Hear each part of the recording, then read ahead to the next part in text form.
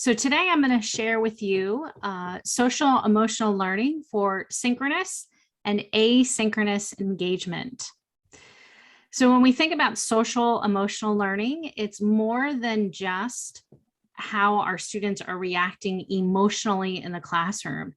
It actually taps into a broader range of life skills like self-awareness, self-management, responsible decision-making, relationship skills, and social awareness. And this isn't something that is just for our individual students, but it's part of our classroom culture. It can be part of our school culture, and then even radiate out into our greater communities with our families and beyond. So Edmodo is a fantastic place where we can practice these social emotional learning skills, whether it's in classes and small groups. We can leverage the power of Edmodo's classroom tools like polls, wellness checks, posts and comments, quizzes, assignments, the calendar and agenda, and the happy not perfect integration. So I'm going to give you a tour of these different features and how they can align with the core competencies of social emotional learning. So first, let's take a look at synchronous online engagement. So just as we are right here together, gathered synchronously for an online conference meeting, we have to make sure that just as we as adults do professionally, that we have our group norms and protocols when we're in meetings like this. You know, we know whether our cameras should be on or off, having virtual backgrounds, mics, reactions. So we too need to do these things with our own students so that we can have a successful online experience. And we have to offer a little bit of grace to our students because I'm sure that they will make mistakes. You know, you might see family members or pets, making a cameo appearance on the camera. Maybe folks forget to mute or unmute their mics, but it's all part of the learning process. So a few techniques that you can use is one is to leverage the power of polls. So when you're in a video conferencing tool like Zoom, using polls prior to this or the start or throughout the class period, you can check understanding, application, and even ask connection questions.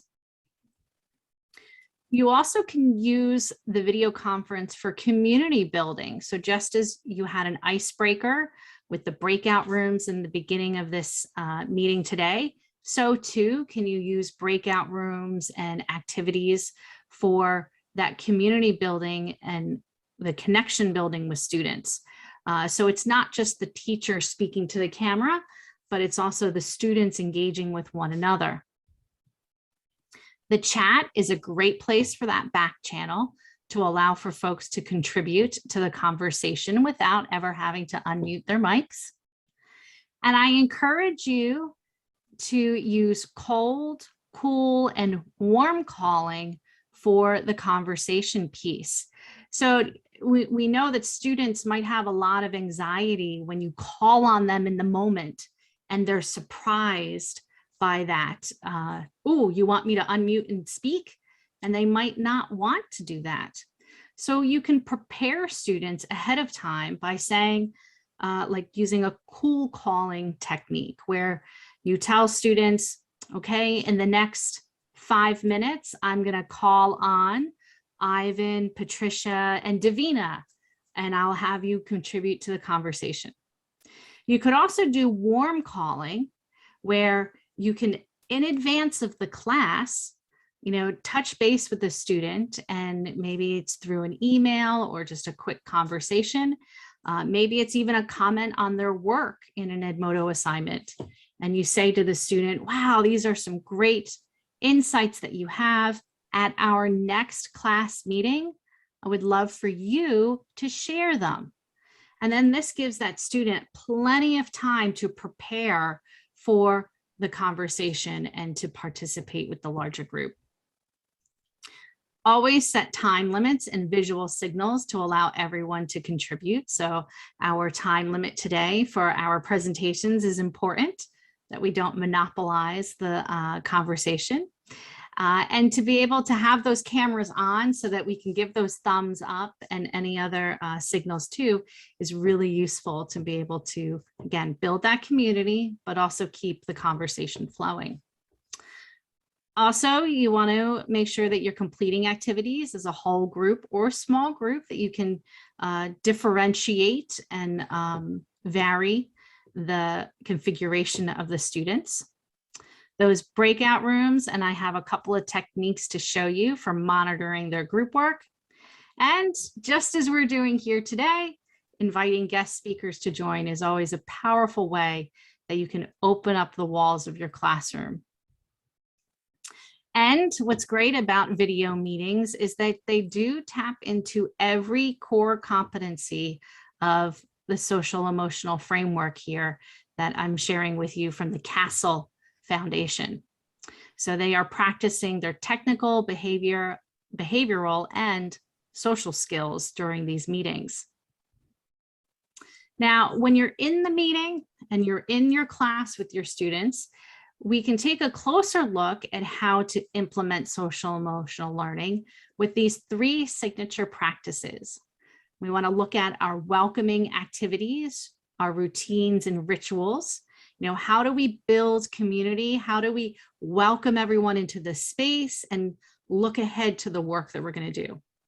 Then, of course, the middle of the class period is those engagement strategies where we want to offer the complexity to vary it for both the individual and collective learning. And then we want to look at how we close out the class time, how we can highlight individual and shared understandings, provide that sense of accomplishment, and support forward thinking, look ahead to the next class time. So one technique I can offer you is using a Socratic seminar or fishbowl discussion. Now, you may do this in your physical classroom space. Like, this is an image from my own classroom where I would conduct these seminars, but you can also do this on Zoom. So you would select 4 to 5 panelists. They are given 3 minutes each to make an opening statement, unmuting their mics, maybe sharing their screen. Then the rest of the class and group can respond to the discussion via the chat. And your shadowers, so these are folks who can take notes in a collaborative document. They can look at the trends in the discussion, the performance of the entire class or group, and then share that out at the end of the discussion period. So you can adapt in-person techniques, but it does require a little bit of shifting and adjustment to adapt them for an online format. And here is a strategy for monitoring breakout rooms with Google Slides. So when you're doing a breakout room, you want to think about the purpose of it. Is it to answer a question? Or is it to produce a deliverable? Or maybe the breakout room is for community building. Now, one technique that you can use to monitor their group work and to make sure that everyone is contributing and doing what they're supposed to do is you can use Google Slides and have it be a collaborative class document. So what you would do as the instructor is that you would put your directions in the slide master, the theme builder. So this way students can't edit those areas. And then you can share the link to the slides in the chat or via Edmodo post or an agenda. And then assign each group to a slide. And the trick here is to match the breakout room to the slide number. So as you look at the slides, and then you want to put them in using the sorter view. So if you click on the icon down here at the bottom, you can see the layout of all the slides. And now you can look and see where are students working, or in the case of group 6 here, that they are not working. And then you as the instructor know to go into that breakout room and to help that group out and maybe give them some direction. So a simple strategy, but really powerful to help monitor students in real time so that you can be in multiple places at once. Now, when it comes to asynchronous online engagement, this is where you are allowing your students to engage with material and content on their own time, but also within reason. You know, having that time limit is important. So you can still use and leverage those 3 signature practices. You still want to have a welcoming activity or routine. You still want to include those engagement strategies and close out that learning period, that window, with that optimistic closure. So Edmodo is a great place to do these types of practices. So you can use a welcoming routine just using Edmodo posts. Put up a post with your do now. You know, this is the warm-up problem for the day, and then students can reply in a comment. You can have a wellness check to start off the class period.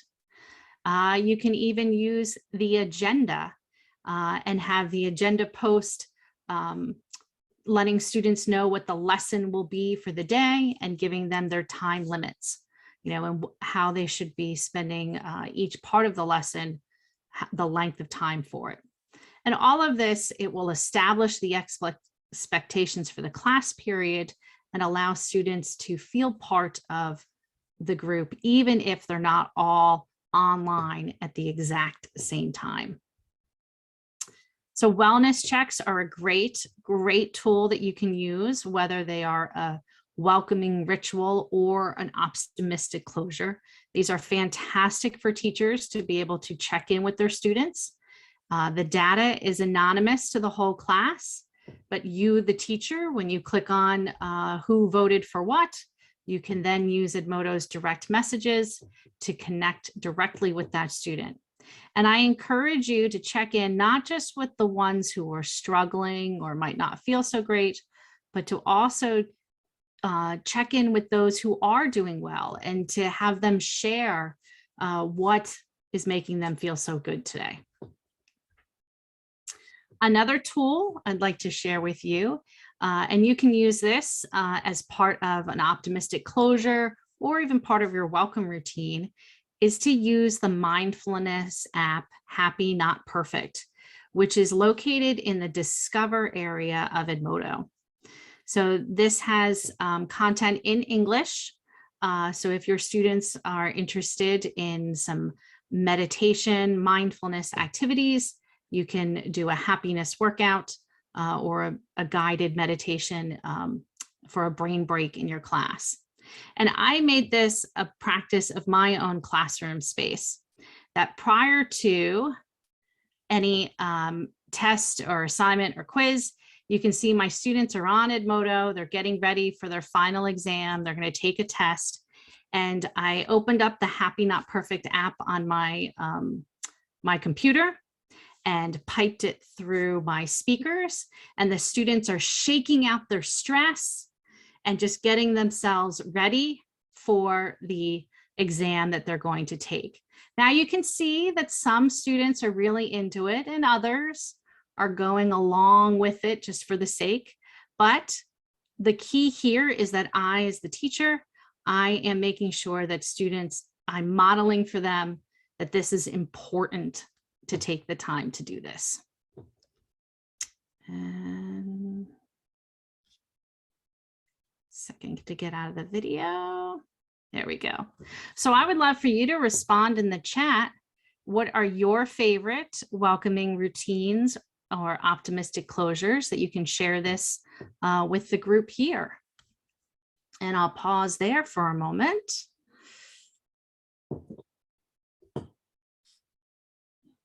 Give everyone a chance to reply.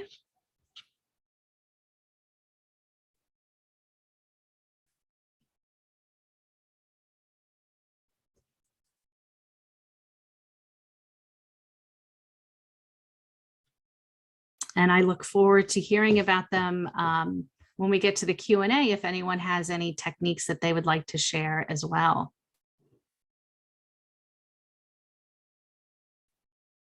Yes, Amy, sometimes we do rush the end of class and then forget those closures.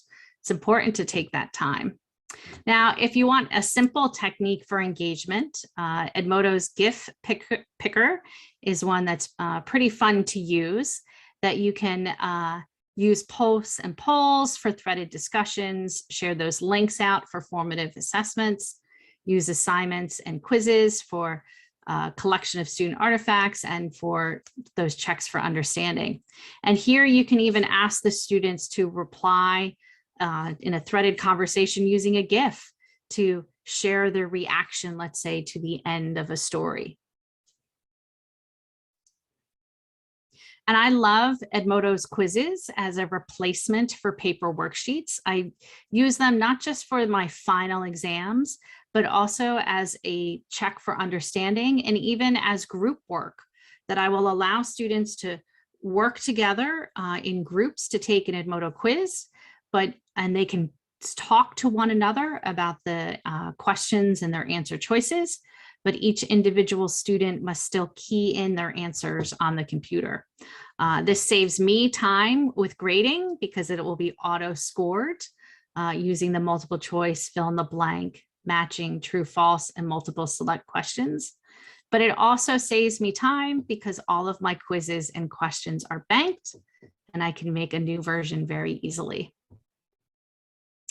And then Edmodo assignments are also a great time saver for collecting student artifacts because all of the assignments are banked.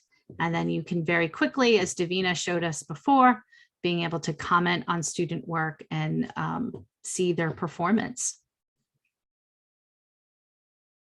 And whether you're using Edmodo assignments, the agenda, or Edmodo quizzes, they will be automatically added to the student's calendar so that this way they can manage themselves and see what their to-do list is and being able to plan accordingly to get their work done. And this keeps students and parents informed about the work that they're doing in their classes.